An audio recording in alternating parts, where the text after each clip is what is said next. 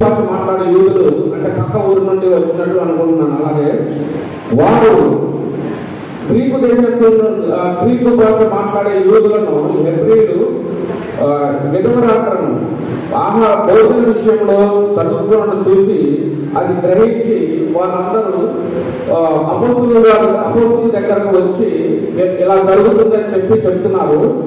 అపోస్తులు ఆ విషయానికి మేము దేవుని మాటను ప్రవచించడానికి వచ్చాము, కానీ ఈ విషయం గురించి చెప్పుట మాకు తగదు కదా, అందుకని మీరే కొంతమంది మనుషులను ఏర్పరచుకోండి, వారి గురించి మేము ప్రార్థన చేస్తామని చెప్తున్నారు.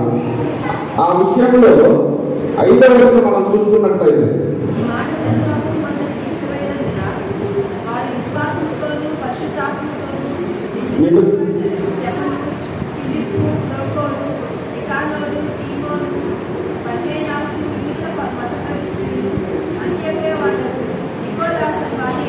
ఏర్పరచుకున్నారు.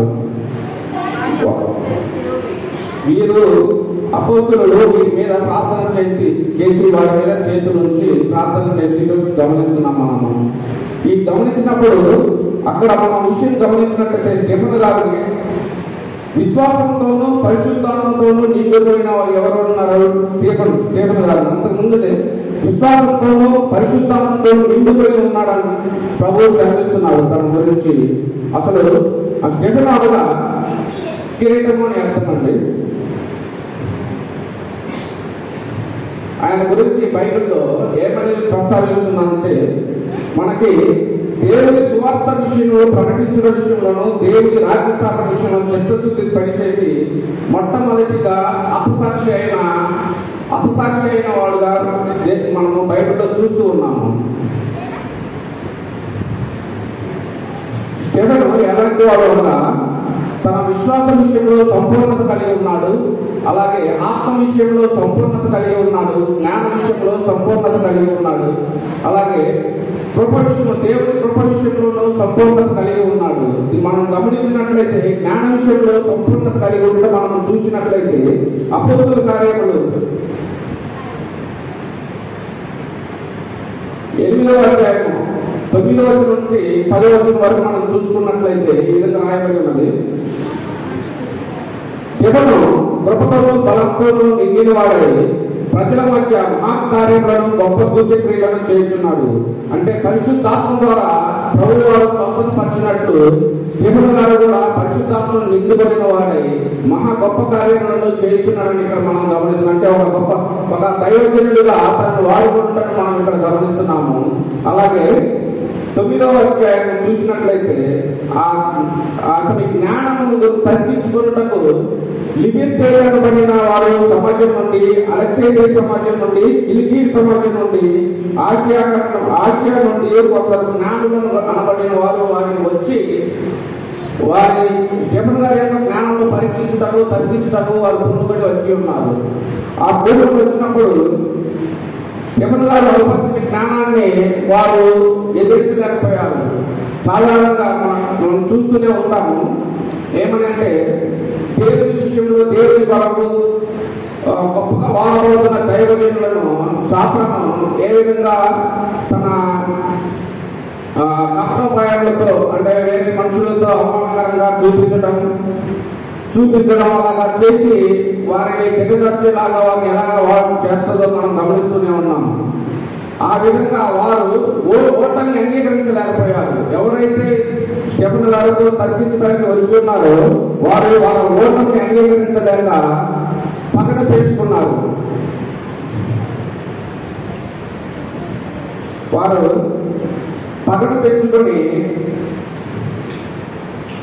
అబద్ధ సాక్ష్యాలుగా కూడుకొని అలా ఎలా అంటే మనం చూస్తూనే ఉంటాము. యేసు ప్రభు వారి మీద కూడా అబద్ధ సాక్ష్యంగా చూసి వారు సిలువ వేయాలని చెప్పి ప్రజలందరూ కోరడం, అధికారం వారి చేతిలో ఉంది కదా అని చెప్పి ప్రజలను మధ్య పెట్టడం, వారిని రెచ్చగొట్టి మాట్లాడటం, వారి మీద అబద్ధ సాక్షులుగా నిలబెట్టడం జరుగుతుంది. ఇక్కడ మనం గమనించినట్టయితే 6వ అధ్యాయం 12వ వచనం చూసినట్లయితే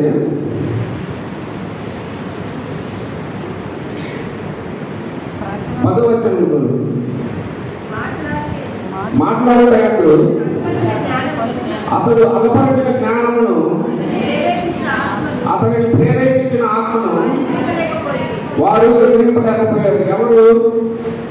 స్టెఫెను గారిని డిబేట్ లాగా అంటే పరీక్షించుకుంటారు, తన జ్ఞానాన్ని పరీక్షించడానికి వచ్చిన వారు ఎదిరింపలేకపోయారు. స్టెఫెను గారు పరిశుద్ధాత్మ ద్వారా, ఆత్మ ద్వారా అంటే దేవుని జ్ఞానంతో వారిని తగ్గించుటకు మొదలు పెట్టినప్పుడు అవతల వారు ఎదిరించలేకపోయారు. ఆ ఎదిరించలేకపోయినందువల్ల వారు ఆ మనసులో నొచ్చుకొని అంటే అహంకార బుద్ధితోనూ చదువుకొని ఇతను మనల్ని ఓడించువాడా అనే ఉద్దేశంతో అలా ఆలోచించుకొని అతని మీద అబద్ధ సాక్ష్యం పలికించి అతన్ని చంపడానికి రెడీ అవుతున్నారు. ఇక్కడ ఏమనంటే మామూలుగా జ్ఞానం కలవారు ఓట నుండి పాఠాలు నేర్చుకుంటారు, కానీ అజ్ఞానులు ఏం చేస్తారంటే అహంకారంగా తయారవుతారు. మనలో కూడా చాలా మంది మనం గమనిస్తూనే ఉంటాం. మన చుట్టుపక్కల వారు మంచి చేస్తున్నా కానీ తీసుకోకుండా చెప్పేవాళ్ళే అని చెప్పేసి వారిని లెక్క చేయకుండా వేరే మన పనులు మనం చేసుకుంటూ ఉంటాం. అలాగే వారి మీద అబద్ధ సాక్ష్యాలు చెప్పడానికి కూడా మనము వెనుకాడము. ఎలా అంటే ఈమె ఇలా చేస్తున్నాడు, ఎలా చేస్తున్నాడు అలాగని చెప్పేసి వారి మీద అబద్ధ సాక్ష్యాలు కూడా చెప్పడానికి సిగ్గుపడకుండా చెప్పగలము. ఎదుటి వారు మహా జ్ఞానిగా ఉన్నప్పుడు మనం ఓర్చుకోలేని సందర్భం చాలా ఉంటాయి మనలో కూడా. అది ఇక్కడ మనం గమనిస్తున్నాం.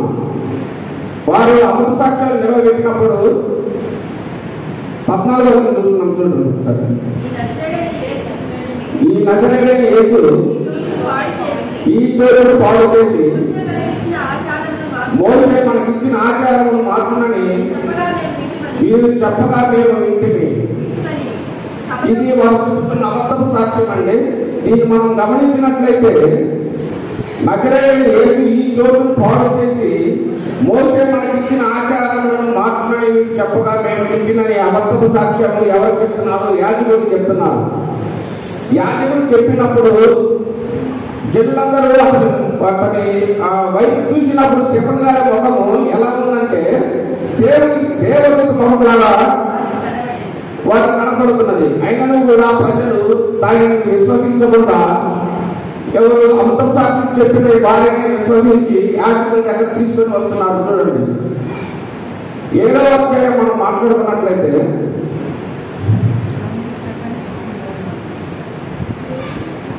ప్రధాన యాజకుడు ఈ మాటను నిజమేనా అని అడిగాను.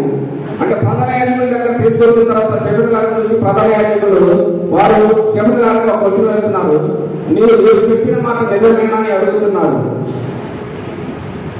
అందుకు స్టెఫెను గారు ఒక గొప్ప ప్రసంగాన్ని వారికి చెప్పడం మనం చూస్తున్నాము. ఏమని అంటే, సహోదరులారా, తండ్రులారా వినుడి. ఇక్కడ 2 మాటలు చెప్తున్నాడు.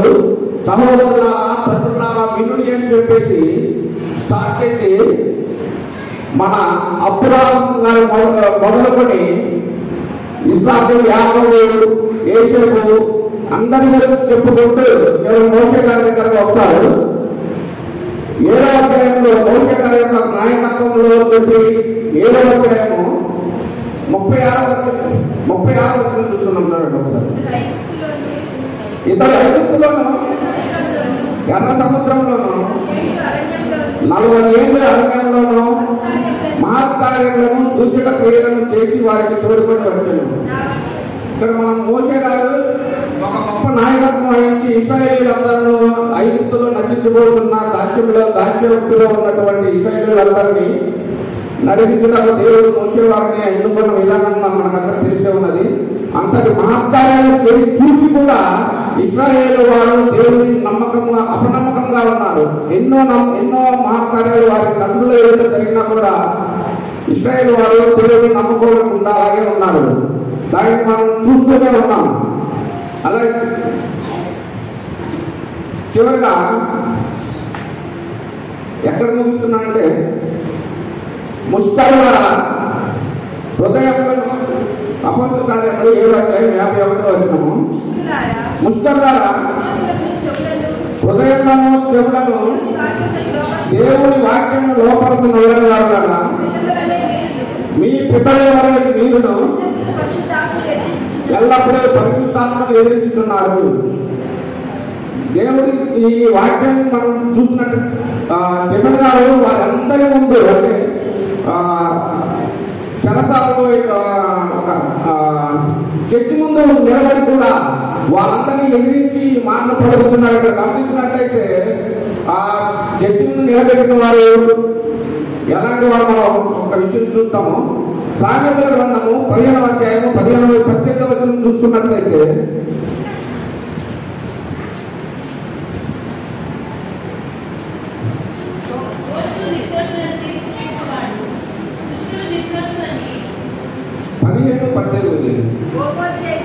కోపోద్రేకి అవ్వవాడు కలహము రేపును, దీర్ఘశాంతుడు వివాదాన్ని అణచివేయును.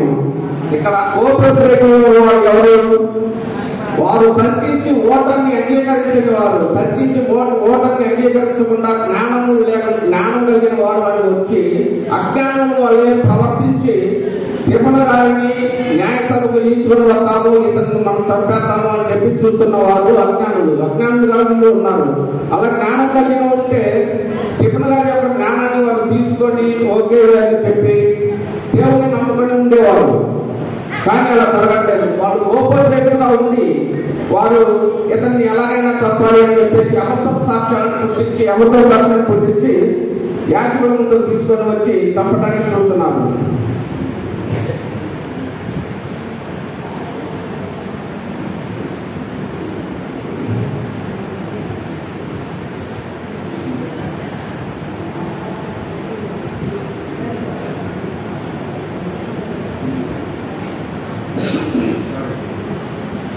అపోస్తలుల కార్యములు 7:52 మనం చదువుకున్న ప్రకారంగా అంతటి అంటే చర్చి ముందు ఉన్నప్పుడు కూడా శ్రీమణ గారు వెరవకుండా భయపడకుండా వారిని ఎదిరించినట్టు కఠినముగా ఇలా పలుకుతున్నాడు. ముష్కరులారా, మీ హృదయములను చెవులను దేవుని వాక్యం లోపడుతున్నని వాళ్ళారా, మీ పితరుల వలె మీరు ఎల్లప్పుడూ పరిశుద్ధాత్మను ఎదిరిస్తున్నారని చెప్తానికి అర్థముగా పంచని మెడగల వాళ్ళారా, హృదయవాదులు చూడలేని సున్నతి పొందని వారాలని చెప్పి బైబిల్ చెబుతున్నది. ఆ విధంగా వారు కోపం పొందున్న ప్రవక్తల ద్వారా చెప్పిన మాటలు కూడా వినకుండా విశ్వాసం ఉంచకుండా పరిశుద్ధాత్మను ఎదిరించుకునే వస్తున్నారని చెప్పి అంత కఠినముగా వారి ముందే మాట్లాడడం జరుగుతున్నది. అలాగే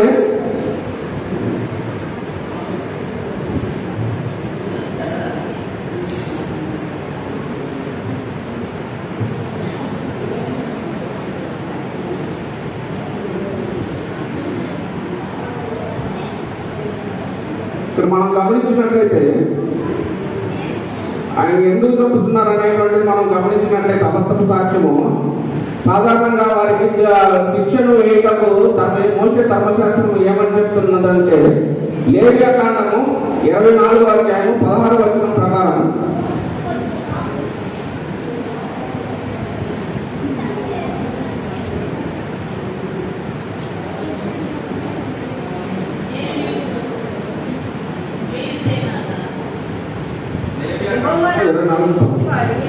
యెహోవా నామమును దూషించువాడు మరణ శిక్ష పొందవలెను. చాలండి. ఇక్కడ ఆయన ఎందుకు చంపవలసి వస్తుంది అంటే అబద్ధం సాక్ష్యం చెప్పి ఎందుకు చంపవలసి వస్తుందంటే వారు ఏమి చేయలేక యెహోవా అంటే వారు ధర్మశాస్త్రం ప్రకారమే నడుచుకుందామని చెప్పి యెహోవా నామమును దూషిస్తున్నాడు అని చెప్పి వారిని రాళ్లతో కొట్టమని చెప్పి ఉన్నది ధర్మశాస్త్రం ప్రకారము. సో దానివల్ల మీరు రాళ్లతో కొట్టి చంపుదామని చెప్పేసి వాళ్ళు యాజకుల దగ్గరకు తీసుకొని వస్తారు. అలాగే మన ప్రభువును యేసుక్రీస్తుని వారిని కూడా అబద్ధసాక్షులుగా నిలబెట్టి యూదులను ఈ యాజకుల ముందు తీసుకురావడం జరుగుతుంది. యోహాను సువార్త 10:33 ప్రకారం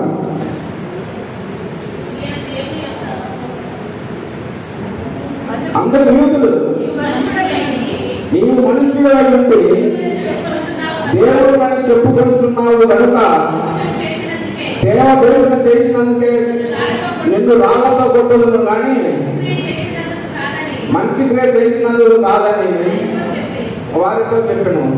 మోసే ధర్మశాస్త్రం ప్రకారము మీరు నడుచుకుంటే దేవుడిని దోషణ చేసిన వారిని రాళ్ళతో కొట్టమని ధర్మశాస్త్రం ప్రకారము.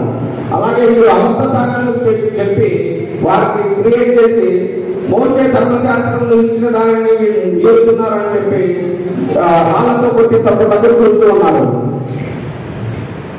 సాధారణంగా అధికారం అనేటువంటిది ఎంతకైనా తీసుకోవచ్చు. ఎందుకనంటే అధికారం చేతిలో ఉంటే మనం చెప్పిందే చేస్తాము, చేసిందే చట్టమన్నట్టుగా వ్యవహరిస్తూ ఉంటారు. కాబట్టి వారు అధికారులు అబద్ధం సాక్ష్యాన్ని నిలబెట్టి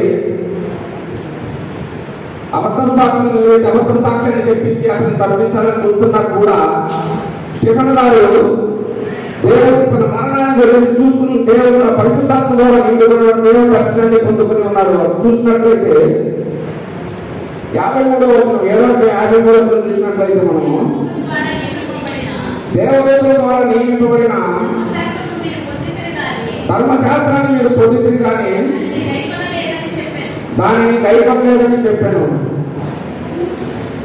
దేవుడి ద్వారా ధర్మశాస్త్రాన్ని పొందితిరి కానీ వాళ్ళు మీరు కైకొనకుండా ఉంటున్నారు. ఇలాగే మీ ప్రవర్తనలను దేవుడి గురించి చెబుతున్న ప్రతి ఒక్కరిని ఈ విధంగా చంపుతున్నారు. అంటే దేవుడు నమ్మటం లేదు అని చెప్పి వారి ముందు కోర్టులోనే చెప్తున్నాడు, అంటే ఎదిరించి చెప్తున్నాడు అని మనకి అర్థము.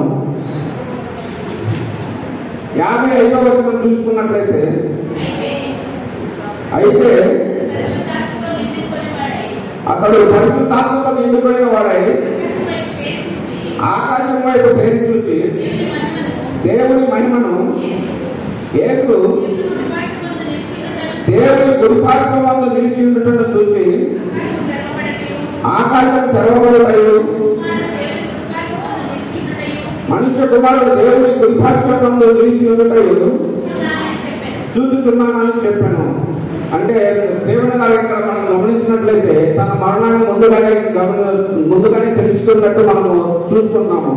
ఆ పరిశుద్ధాత్మ ద్వారా నిండుబడిన వాడు పరలోకంలో దేవుని కుడిపార్శ్వం ముందు కూర్చుని ఉన్న దేవుని కుమారుడిని చూస్తున్నానని చెప్తున్నాడు.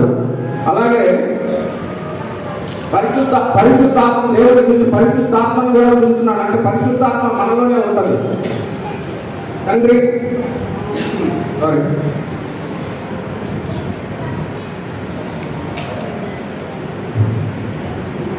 పరిశుద్ధాత్మను త్రిత్వం గురించి మనం విన్నాం కదా, తండ్రి కుమారుడు పరిశుద్ధాత్మ అని.